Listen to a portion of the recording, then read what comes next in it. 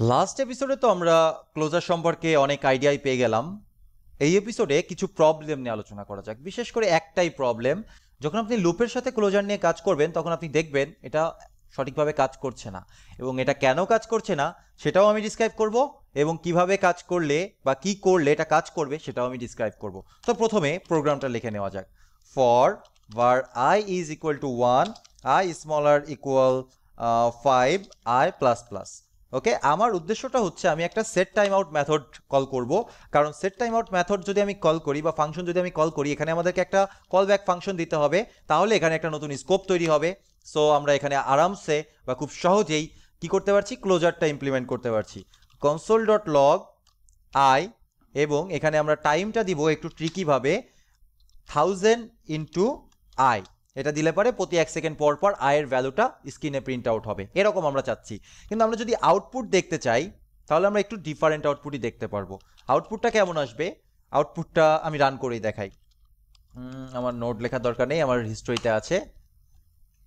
দেখেন কিছু সময় পর 66666 আমাদের আউটপুট আসার কথা ছিল 1 2 3 4 5, কিন্তু আমাদের 5 বার আউটপুট এসেছে কিছু সময় পর 66666।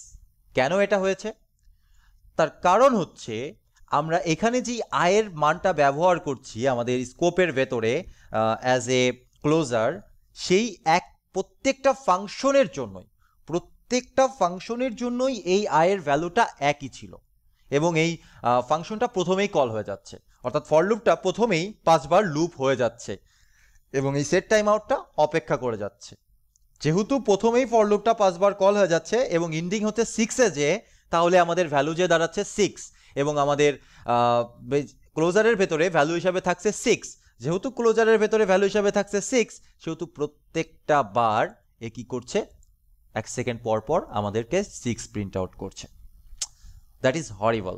তাহলে এই প্রবলেম থেকে সলিউশন পাওয়ার জন্য আমাদের কি আছে, আমরা যদি এখানে আরেকটা স্কোপ তৈরি করতে পারি, এই সেট টাইম আউটটাকে একটা স্কোপের ভেতরে রাখতে পারি, তাহলে আমাদের হয়তো প্রবলেমটা সলভ হবে। তখন ওই প্রত্যেকবার আমরা বাইরে থেকে ফাংশনের আর্গুমেন্টস আকারে ডাটাটা প্রোভাইড করব, তাহলে প্রত্যেকটা লুপের জন্য বা প্রত্যেকবার সেট টাইম আউটের জন্য আমাদের কি হবে, আমাদের ক্লোজার্সের ভ্যালুটা ডিফারেন্ট হবে। কিন্তু এই কাজটা আমরা করব কিভাবে? এই কাজটা করার জন্য আমাদের আছে ইফি, ইমিডিয়েটলি ইনভোকিং ফাংশন।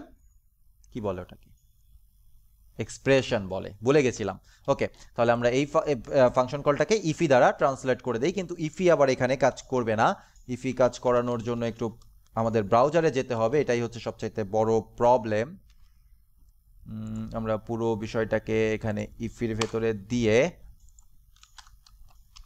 রূপান্তর করে দেই। ওকে, তারপরে আমরা ইফিটাকে কল করি। আচ্ছা, সো এখানে আমরা একটা ভ্যালু নেই, সাপোজ সেই ভ্যালুটার নাম হচ্ছে এন, আর এখানে আমরা আর্গুমেন্ট আকারে আইটাকে পাস করে দিই, কারণ আইটাই হচ্ছে এন। যদি আমরা সব জায়গায় নাম আই করে দিই তাহলে আর আমাদের কোনো নাম চেঞ্জ করতে হচ্ছে না, কিন্তু আপনাদেরকে আমি বোঝাইতে চাচ্ছি যে this is difference, that's why আমি এখানে সবগুলোর নাম এন করে দিচ্ছি। আপনি সব জায়গায় আই রাখতে পারতেন। তাহলে এখন কি হচ্ছে, একটা ফাংশন ব্লক তৈরি হচ্ছে।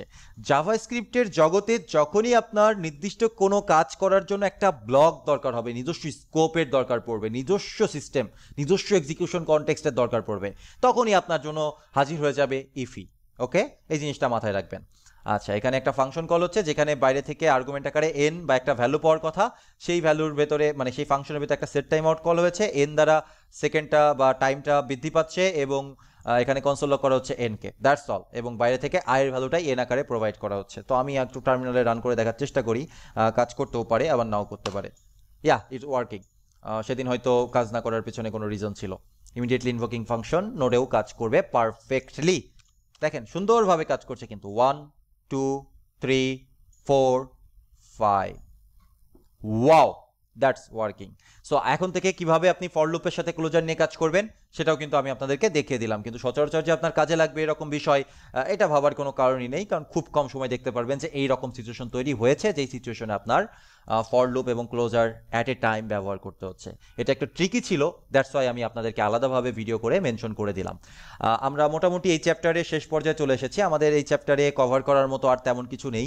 যেই কনসেপ্টগুলো জানা থাকলে একটা জাভাস্ক্রিপ্ট প্রোগ্রামারের ভেতরকার সমস্ত কনসেপ্ট বা সমস্ত কাজ বুঝতে পারে, সেই সব কিছু আমরা ক্লিয়ার করে ফেলেছি। যদি যদি কোনো কিছু মিসিং থাকে তাহলে অবশ্যই আমাদের কমেন্ট বক্সে জানাবেন, তাহলে আমরা কি করতে পারবো ওই টপিক্সের ওপর ভিডিওটা তৈরি করে আপনাদেরকে আবার আমি প্রোভাইড করব, পুরোপুরি বিষয়টা ক্লিয়ার করে একটা ভিডিও করে প্রোভাইড করব। ওকে, দেখা হচ্ছে নেক্সট চ্যাপ্টারে। আর নেক্সট চ্যাপ্টার থেকে শুরু হতে যাচ্ছে object oriented programming in JavaScript. Wow, get ready.